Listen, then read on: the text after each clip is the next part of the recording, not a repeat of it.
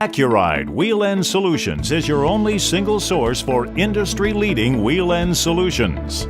This video is one in a series to show you the correct method for installing and properly maintaining your Accuride and Gunite brand wheel end components to ensure their maximum performance. Our Gunite brand product line includes 100% made in the USA brake drums, disc wheel hubs and rotors for a range of commercial vehicle applications. Our commitment to deliver high quality and dependable performance is the hallmark of our full line of heavy-duty commercial vehicle brake drums. Our brake drums are proudly made in Rockford, Illinois by American workers and are proven reliable in countless miles of service. In order to maximize the service life of your Gunite brake drums, proper installation, periodic inspection, and maintenance procedures must be followed. The information in this training video will help in establishing a brake drum maintenance program, one that will help you recognize problems and make necessary corrections to restore balanced braking and ensure safe, reliable brake system performance. Let's start with the basics. A brake drum is a component in the braking system used to retard the motion of a vehicle. It does this by the use of friction, when the brake linings are forced against the brake surface of the brake drum. This turns the energy of motion into heat energy created by the friction between the brake lining and the brake drum. This heat is then absorbed and dissipated by the brake drum and lining. When replacing a worn-out or damaged brake drum, you should follow certain procedures to ensure that you choose the right replacement drum and that it is installed properly. Brake compatibility is extremely important in that each brake on the vehicle must perform equally in order to effectively produce a balanced and controlled stop. Proper matching of brake assemblies will maximize your brake stopping performance, provide longer service life between overhauls, and minimize brake maintenance costs. Both ends of a common axle must be in the same state of repair. If the brake shoes on one end of the axle are replaced, the brake shoes on the other end of the axle should also be replaced. If one brake drum on an axle is replaced, the brake drum on the other end of the same axle should also be replaced to maintain consistent braking performance. Now let's take a look at the features of a brake drum. These include the mounting flange,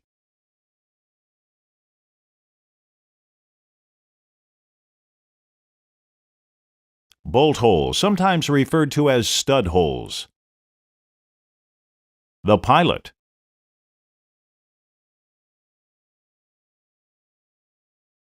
the wraparound. The wraparound is the transition between the mounting flange and the brake surface, the squealer band or reinforcing band, the bell end or open end,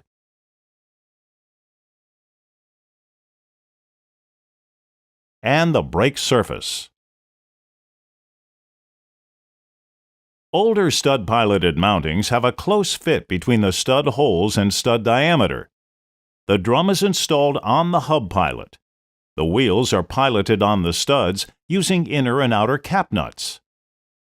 Hub-piloted mountings have a close fit between the drum pilot and the machine pilot, continuous or interrupted, as shown here on the hub. The drum bolt mounting holes are larger than the stud diameter. The wheels and the drum are piloted on the hub. It is important to make sure that the correct hub and drum combination is used when replacing wheel end assemblies. Incorrect or mismatched parts may result in loose or broken mounting studs or wheel ends, which could lead to an accident. If you are unsure about the correct combination for your application, contact the manufacturer for the correct part numbers and styles. New drum designs will allow you to use the same drum for ball seat and hub-piloted applications when matched to the proper hub. These new drums cannot be used with older hubs that have a different pilot diameter. Matching the drums with the proper hub is critical for providing and maintaining the support of the wheel end. Now let's review some common conditions found when inspecting brake drums that have been in use. Heat checking is indicated by short, fine hairline cracks on the braking surface of the drum. This condition results from the constant heating and cooling of the braking surface. Normal heat checking is expected and does not impair braking performance. A brake drum needs to be replaced if one or more heat checks extend completely across the brake surface and/or if the heat check cracks are 60 thousandths of an inch wide and/or 120 thousandths of an inch deep or greater. Cracked drums have a crack extending through the entire wall of the brake drum. This can be caused by several things: improper seating or piloting of the brake drum, excessive heating and cooling of the brake drum during operation, setting the parking brakes when the brakes are extremely hot, and on newer brake drums, cracks may result from mishandling. Any brake drum showing a crack must be replaced immediately. Be sure to seat or pilot the drum properly. For outboard-mounted applications, follow the recommended procedures for proper drum mounting as later described in this video. Once the drum or drums have been mounted, check the brake system for proper brake balance. Use the proper brake lining friction ratings as recommended by the vehicle manufacturer. When possible, allow overheated drums to cool before setting parking brakes. A problem known as blue drums can be detected by a bluish coloration on the drum's braking surface. This can be caused by several things: brake drums being subjected to extremely high temperatures, dragging brakes or a brake imbalance, continued hard stops, glazed brake linings. You can continue to use blue brake drums so long as deep cracks have not developed and the drum remains within the allowed tolerances for operation. If the condition is left unresolved, it can lead to the development of martensite or cause the drum to crack through the entire wall, forcing an immediate replacement. It is important that you check for weak or broken return springs and check the brakes for proper adjustment. Martensite brake drums display dark-colored spots that are hard and slightly raised from the drum's surface. This can be caused by several things: the use of improper friction material, dragging brakes or brake imbalance, continued severe brake applications, burnishing techniques. It is necessary that any brake drum showing indications of martensite be replaced. In addition, the entire brake system must be checked for proper balance between the tractor and trailer, as well as wheel-to-wheel. For example, air distribution and brake adjustment. Also, check to make sure proper burnishing techniques are used. Next, scored brake drums are indicated by a defined grooved appearance on the braking surface. Several factors can cause scoring, including foreign material in the rivet holes, loose rivets or bolts, broken or loose brake shoe springs, abrasive material entering and building up on the braking surface of the drum, using a poor quality brake lining. Light scoring, no more than 10 thousandths of an inch deep, is acceptable. Rebore the brake surface if the finished diameter does not exceed 80 thousandths of an inch over the original diameter, or replace the brake drum. Dust shields may cause or cure this problem. Depending on circumstances, foreign material may get trapped behind the dust shield, causing this condition. Or if dust shields are not present, it could be allowing foreign material into the brake, causing the same condition. Repair any loose rivets or bolts that fasten the brake blocks to the shoe core.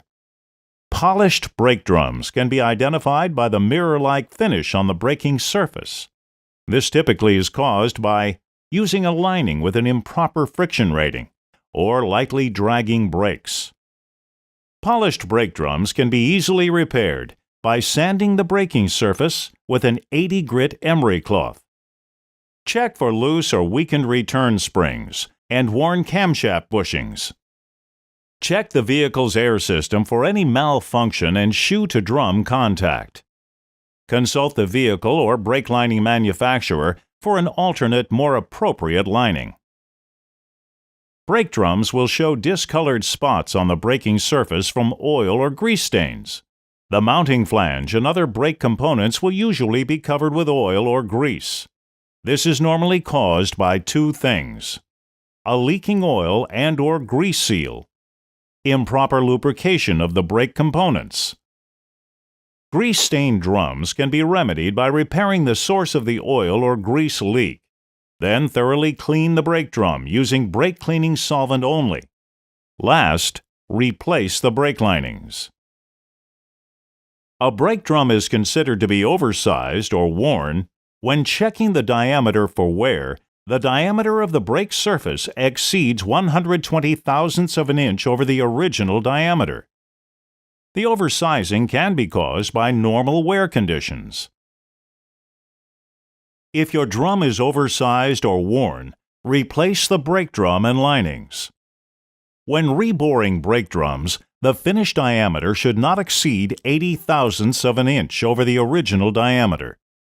Both ends of a common axle must be in the same state of repair. Do not perform single-end repairs.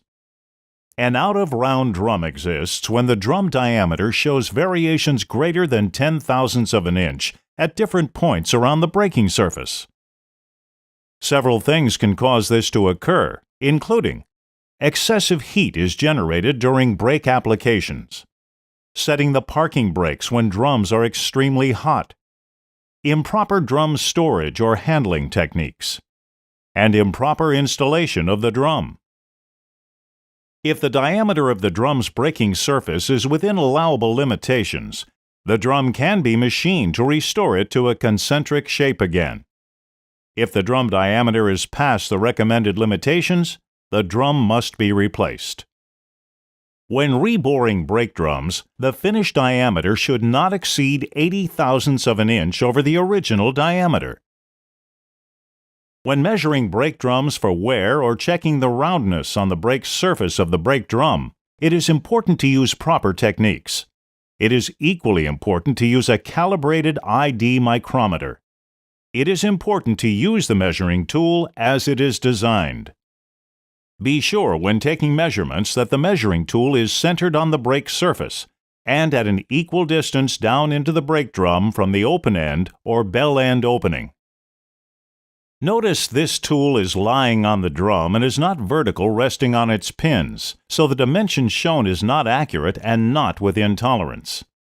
As shown here, the tool is used in the correct upright position, resting on the pins, and the dimension shown will be accurate. Improper piloting of a brake drum can cause severe damage to the drum and its surrounding components.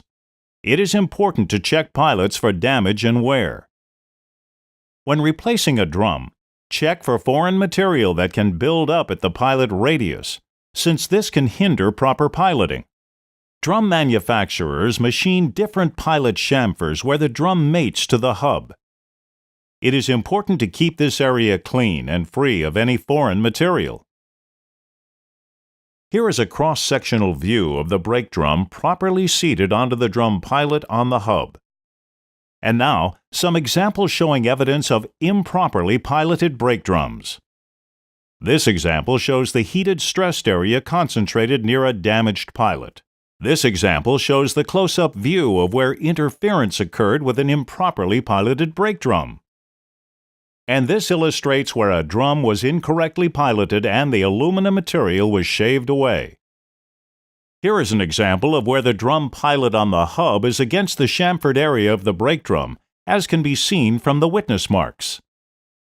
This caused the mounting flange to crack when the wheel nuts were tightened. The witness mark should be located in the area described in this picture. Before attempting a brake drum installation, it's important to carefully inspect and clean all mating surfaces, ensuring that they are free from foreign material and corrosion, and are not worn. Be sure that there are no burrs, defects, or wear at the pilot areas of the hub. On new brake drums, clean any rust preventative off of the mating surfaces and brake surface.